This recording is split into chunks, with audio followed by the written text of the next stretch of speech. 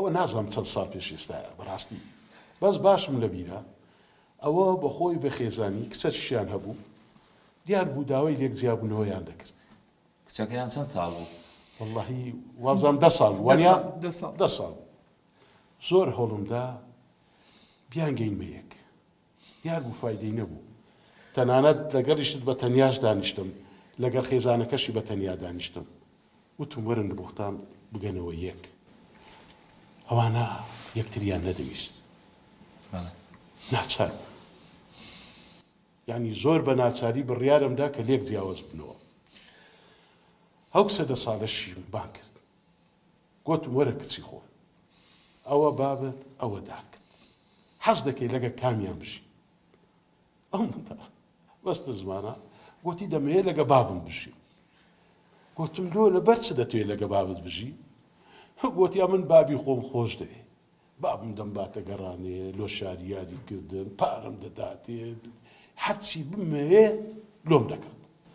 گوتم ئەدی داکرد گوتی داکەم نا بابە داکەم هەم ڕۆژێ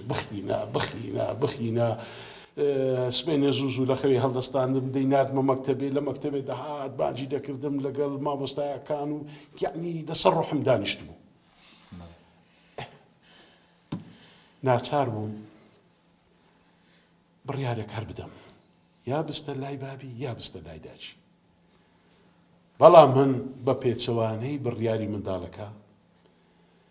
منداڵەکەم داداچی نەمدا ئەو بابەی دەزانی لۆ چووکە ئەوە نەیدەتوانی هەز بە بەپرسیارەتی بکات بەڵام نەیدەتوانێت بابە نەتدەتوانی خێزا بەخێوکەی بەڵام جەنابی حاکم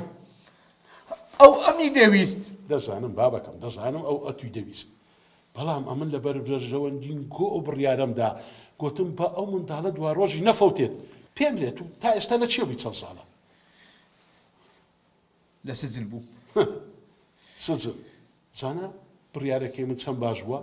پێم لە ئێستاکە بەڕاستی پێم لێ کچەکە چیش دەکا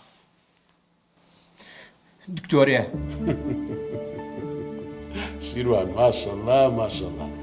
گەیشتە قەنەعەت کە من بڕیاری هەڵە نادەم بزانێ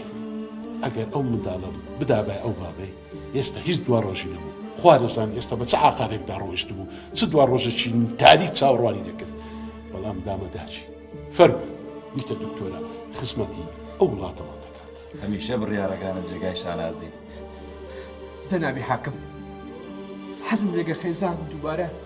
ژیانێکی نوێ دەست پێ بکەینەوە برۆتەوە بەڕاستە زۆر بدەمن بابەکە ئەگەر تو ئەو کسەی خۆت خۆش دەوێت لێگەڕێ با لەگە داچی بیتن بڕۆ ژیانەچکە لە خۆ دروستکە بڕێک بە ژیانی خۆشت دابچەوە ئەوە چیە ژیانە تو تێدای هەستا هێشتا تەمەنت مایە بڕۆ ژنەچکە بینە هەستە دەی ئەها باشتە شت پێ بدەن